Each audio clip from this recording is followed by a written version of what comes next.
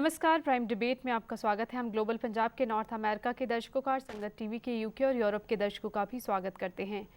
चंडीगढ़ भारत के गिने चुने प्लांट शहरों में से एक है, लेकिन जिस मकसद से शहर को बसाया गया था वो कहीं पीछे छूटता दिखाई देती है तो हर तरफ भीड़ ही भीड़, लोगों की, वाहनों की। शहर की आबादी तेजी से बढ़ रही है, लेकिन क्या सुविधाएं भी उस तादाद में बढ़ रही हैं? इंसानों के बोझ तले दबती जा रही सिटी ब्यूटीफुल अब उतनी ब्यूटीफुल नहीं रही जितना हुआ करती थी। वजहें कई हैं। इस शहर को बसाया गया था करीब 5 लाख लोगों के लिए, लेकिन अब यहाँ रह रहे हैं 10.5 लाख लोग। एक अनुमान के मुताबिक आने वाले 12 सालों में ये तादाद बढ़कर करीब 13 लाख हो जाएगी। क्योंकि चंडीगढ़ में अफोर्डेबल हाउसिंग नहीं रही है, पेरिफेरी ने हाउसिंग की नीड्स को जो है वो कुछ हद तक कम कर दिया है। लेकिन ऐसा है कि वहाँ पर इतनी ज़्यादा रेजिडेंशियल कॉलोनीज़ आ गई हैं, इतने ज़्यादा अर्बन एरियाज़ वहाँ पर डेवलप हो गए हैं, जो जिसका कि चंडीगढ़ के साथ में कोई इंटीग्रेशन नहीं है। वहाँ पर किसी किस्म का कोई इंफ्रास्ट्रक्चर नहीं है, ना तो सिर्फ हाउसिंग के अलावा उनके पास में ना अपना कोई मेडिकल हेल्थ का है, ना ही उनके पास में कोई एजुकेशन, हायर एजुकेशन का है वहाँ पर। तो बाकी सारी नीड्स जो हैं वो चंडीगढ़ से फुलफ़िल कर रही हैं। तो अगर हाउसिंग को देखा जाए तो उसके लिए पेरिफेरी ने ठीक है चंडीगढ़ को रिलीफ दिया है, बट उसके अलावा बस हर तरह से चंडीगढ़ को बर्डन किया है इसने। बढ़ती आबादी सुविधाएं भी मांगती है। आबादी बढ़ी तो यहाँ जरूरत होगी करीब 42,000 नए आशियानों की, 68 स्वास्थ्य केंद्रों की और 128 अतिरिक्त स्कूलों और कॉलेजों की। साथ ही यातायात की समस्या भी बड़ी चुनौती है। क्या इसके लिए शहर तैयार है? वो स्थिति जब मैं अपनी आंखों से देखता हूँ तो मुझे खुद अपने आप से डर लगता है कि उस दिन क्या होगा जब इसी 10 बाई 10 के शहर में 16 लाख लोग रहेंगे, तो निश्चय ही शहर के ऊपर बहुत भारी बोझ पड़ेगा। ये बिल्डिंगें बना देना अपने आप में बहुत बड़ी बात नहीं, बिल्डिंगों के साथ साथ सुविधाएं देना, पानी देना, बिजली देना और उसी दायरे में देना। अब ये तो बढ़िया तरीके से तो जो आर्किटेक्ट होते हैं, जो प्लानर होते हैं वो बता सकते हैं, लेकिन एक आम आदमी के नाते भी मुझे शायद आगे बहुत ज़्यादा डर सा लग रहा है चंडीगढ़ के कि लोग किस तरह 16 लाख की आबादी को इसी एरिया में लोगों को हम हर सुविधाएं दे पाएंगे। चंडीगढ़ सिर्फ अपने बाशिंदों के बोझ तले नहीं दब रहा, बल्कि आसपास के इलाकों में बस रहे लोग भी वहां सुविधाएं न होने के चलते चंडीगढ़ का रुख करते हैं। लिहाजा शहर पर दबाव और बढ़ जाता है।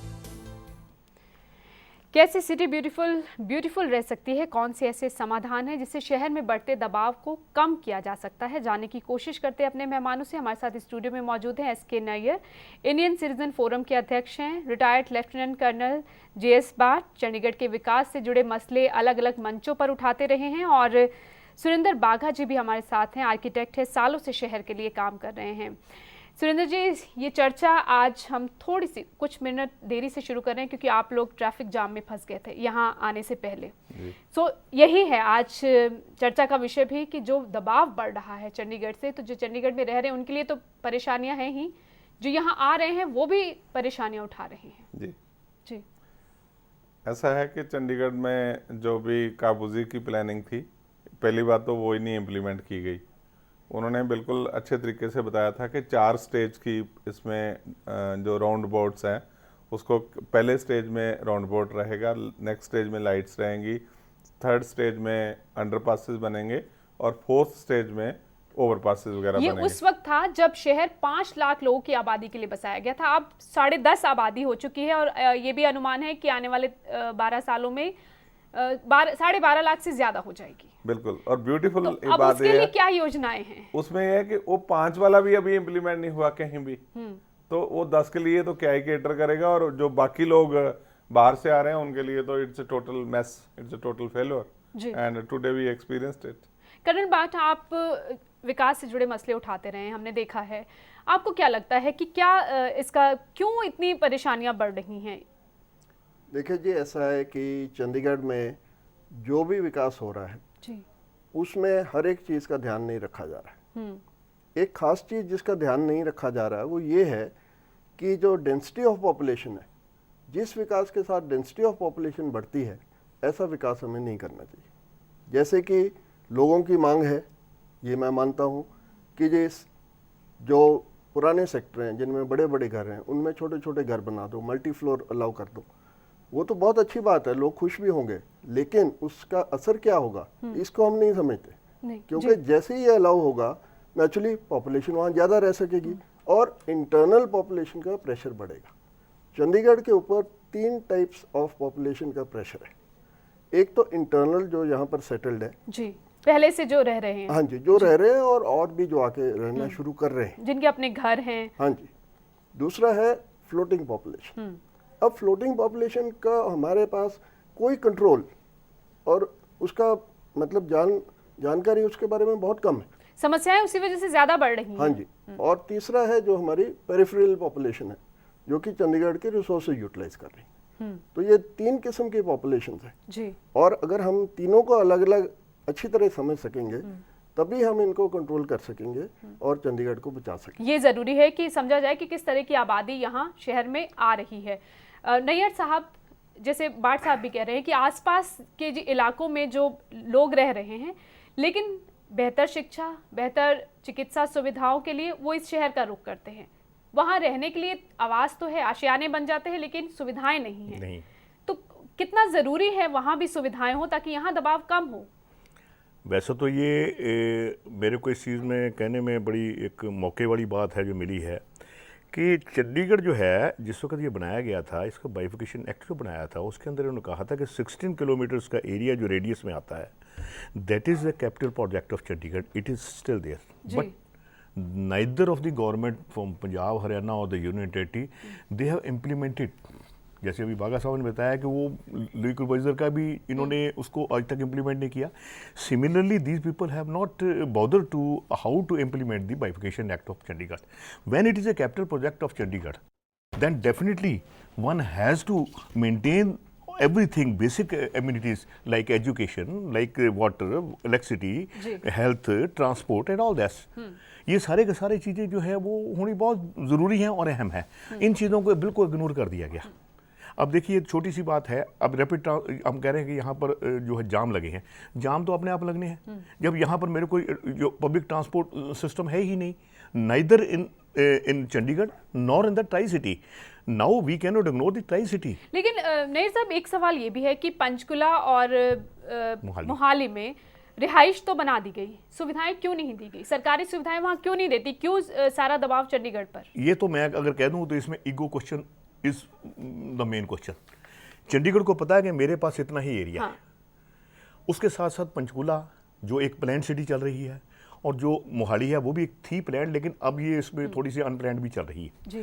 तो ultimately this tri city of 16 kilometre that falls is the capital project. It is the basic duty of the union territory to maintain it as capital of Punjab and Haryana, not as the union territory of Chandigarh only. Because if there is some, जैसे अब JNNUR की तरफ से जिम्मेदारी किसकी बनती है फिर? जिम्मेदारी वही बताने लगा था मैं थोड़ी सी कि JNNUR के अंदर जैसे पंचकुला को उन्होंने 298 करोड़ दिया, मोहाली को उन्होंने 245 करोड़ शायद अप्रॉक्सीमेटली दिया, चंडीगढ़ को उन्होंने दिया। वो क्यों दिया, किस बात के लिए दिया? सिर्फ इसी बात के लिए दिया कि there should be joint efforts by the for the tri city, जो ट्राई सिटी कहा जाता है। हाँ। तो ट्राई सिटी के लिए तो हेड तो डेफिनेटली जिम्मेवार तो इस वक्त देखा जाए तो वो चंडीगढ़ बनता है। कारण उसका एक अभी हमारी संडे को एक मीटिंग हुई थी, मतलब एक डिबेट हुई थी जिसके अंदर हमारे शिवराज पाटिल जी ऑनरेबल गवर्नर साहब and as administrator he was there, और उनके साथ हमारे बादल साहब भी थे पंजाब से और हरियाणा से भूपेंद्र सिंह जी हुड्डा थे। तो उन्होंने भी इस बात को महसूस किया और पहली चीज़ तो एक खुशी महसूस की कि हमारे हुड्डा साहब ने एक बात कही कि पाटिल साहब आई एम वेरी हैप्पी कि मेरे को कम से कम इस 9 साल की जो मैं जब से CM बना हूँ तब से आज तक मेरे को पहली एक मीटिंग मिली है। लेकिन मेरे को अफसोस इस बात का है कि चंडीगढ़ का एक ये रुख होते हुए, Chandigarh is a capital of Punjab and Haryana, इन्होंने इसको जो डेवलप करना है उसके अंदर उन्होंने बिल्कुल जो है पंचकुला हैव इग्नोर्ड। कहते सिंपल एक one question I can let you know that so far as the Mohali is concerned, that has been connected from the 8 routes. One can go. That means the traffic definitely towards that side divided.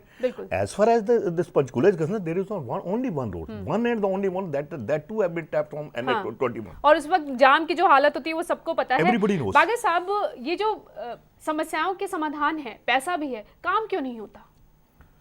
I think एक तो उसमें political will नहीं है, दूसरा उसमें जिस तरह के प्रोफेशनल्स मतलब ऐसे चंडीगढ़ हमारा हमारा हमारा, लेकिन जब काम करने का वक्त है तो आई थिंक सबसे पहले जितनी भी वर्ल्ड में प्रॉब्लम्स हैं उनका सोल्यूशन पॉलिटिकल विल से निकलता है। तो जब तक पॉलिटिकल विल नहीं है तब तक उसका सोल्यूशन नहीं निकलेगा। आई थिंक पूरे वर्ल्ड की अगर हिस्ट्री आप स्टडी करो तो उसमें पता चलता है कि एक इंडिया के प्राइम मिनिस्टर जवाहरलाल नेहरू और दूसरे फ्रांस के प्रेसिडेंट थे जो मित्रन जी, उन्होंने सिर्फ प्रोफेशनल्स को पूरी रिस्पेक्ट दी और उन्होंने जो काम करवाया उससे पूरे कंट्री की अच्छी ग्रोथ हुई। पूरे वर्ल्ड की हिस्ट्री में अगर आर्किटेक्ट है तो उसको आर्किटेक्ट का काम नहीं करने के दिया जाता।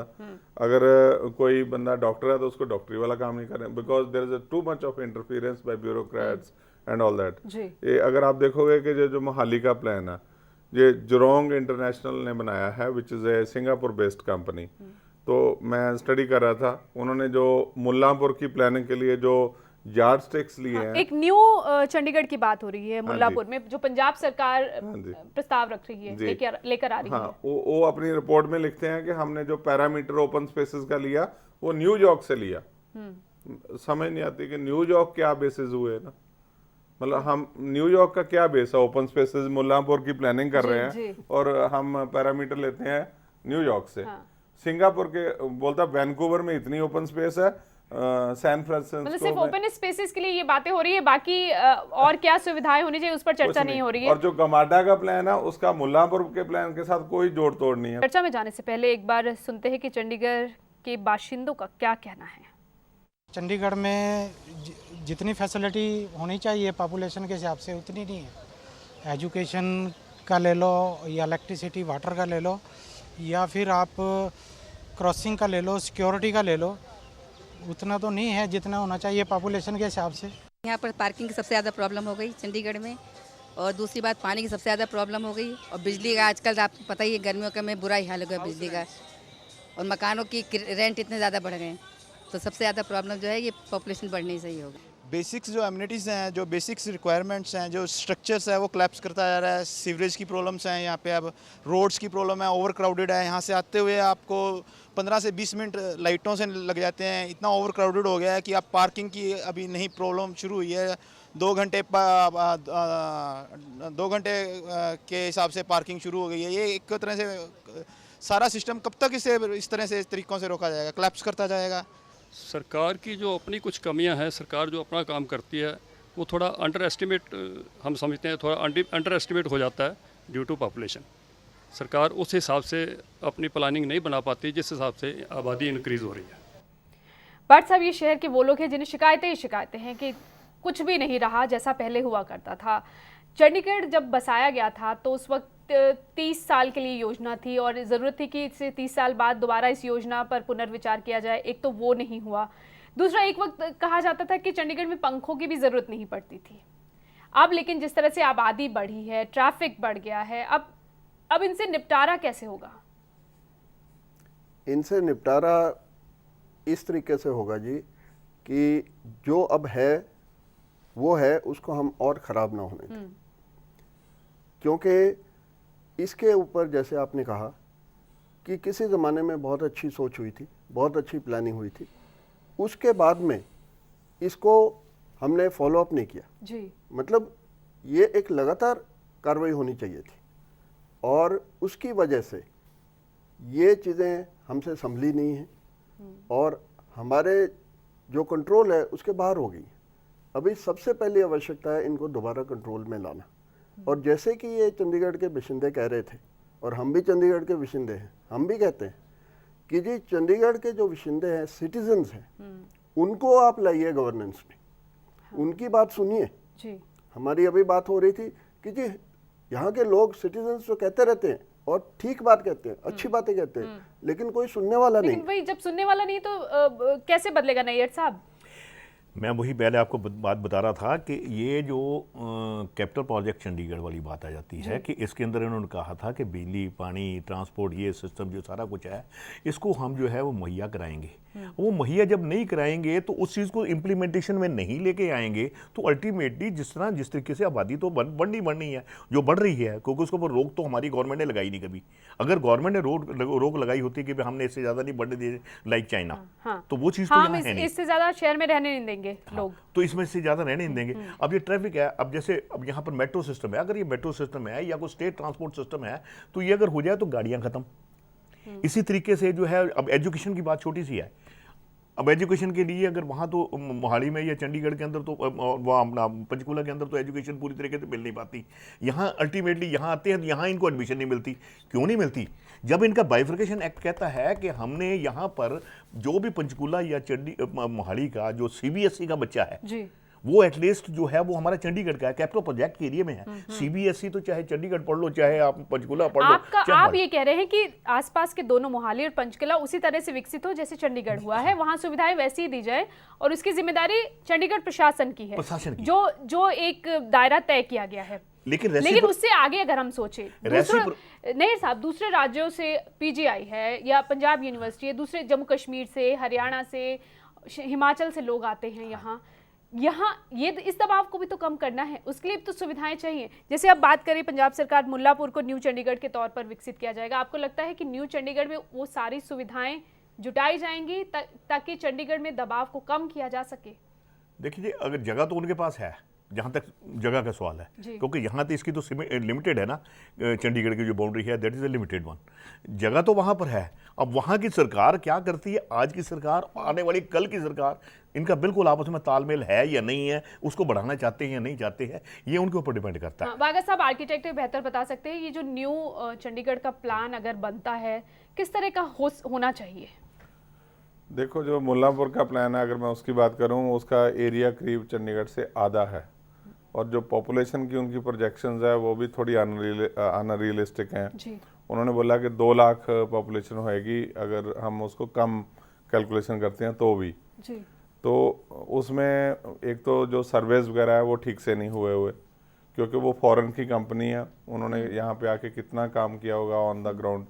जब हमारे पास इतने अच्छे आर्किटेक्ट्स हैं, प्लानर्स हैं इंडिया में, बॉम्बे में, दिल्ली में, सब जगह है, तो उनको एंगेज करने की क्या ज़रूरत है, ये समझ नहीं आती। उसके बाद जो गमाडा का प्लान है वो मुल्लापुर के प्लान के साथ सिंक्रोनाइज नहीं करता। जो दोनों का प्लान है वो चंडीगढ़ के साथ सिंक्रोनाइज नहीं करता। ऐसे फिर क्यों प्लान्स बनाए जा रहे हैं जो आपस में तालमेल नहीं रखते? क्योंकि उधर से सड़क आएगी वो आगे नहीं जोड़ रही। ठीक है ना? तो फिर तो सारी सड़कें जो चंडीगढ़ से ही जुड़ी हुई हैं। इस तरफ पंचकुला जा रहा है जो हरियाणा जोड़ रहा है और इधर पंजाब को जोड़ा है मोहाली। हाँ, तो उसमें क्या है, जब कोई बंदा हमारे जैसा बंदा कोई सलाह देने लगे कि भैया ये सड़क गलत है, तो वो ब्यूरोक्रेट बोलता है तेरे को ज्यादा पता, बैठ जा चुप करके। और अगर ब्यूरोक्रेट को कन्विंस कर लिया तो मिनिस्टर साहब बोलेंगे जी मेरे को तो CM साहब का हुक्म है जी, ये ऐसे करना है जी। ये जो सारा जो मिली भगत जिसको कह सकते हैं, इसका तो क्या इलाज है नैयर साहब? इसका इलाज तो ये है कि इनको they should strictly follow the, मतलब खुलेआम सर बोल रहे हैं, अगर इस तरह से काम हुआ तो जो जिस मकसद से योजनाएं बनाई जा रही वो तो पूरी होंगी ही नहीं। आने वाले 10 साल के अंदर यानी से 2031 में यहाँ की पॉपुलेशन जो है कम से कम जो है 1.5 गुना हो जाएगी।